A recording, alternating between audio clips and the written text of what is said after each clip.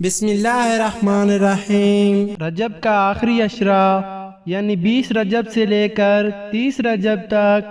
خاص وظائف کا عشرہ ہے، کیونکہ انہی 10 راتوں میں امام جعفر علیہ السلام کا موعظہ پڑھا جاتا ہے، گھر میں کنڈوں کا نیاز کیا جاتا ہے، جو کسی بھی حاجت کی قبولیت کے لیے ایک عظیم راہ ہموار کرتا ہے۔ اور اسی عشرے میں اللہ نے اپنے محبوب حضرت محمد صلی اللہ علیہ وآلہ وسلم کو معراج پر بلایا، تبھی جو انسان 20 رجب سے لے کر 30 رجب تک مسلسل روز رات کو 70 مرتبہ سورہ اخلاص،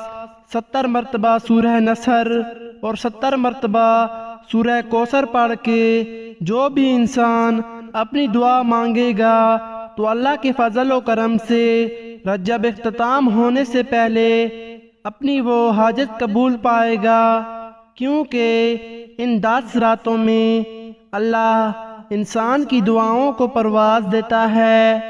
اے لوگو، اگر پریشانیوں سے نجات چاہتے ہو،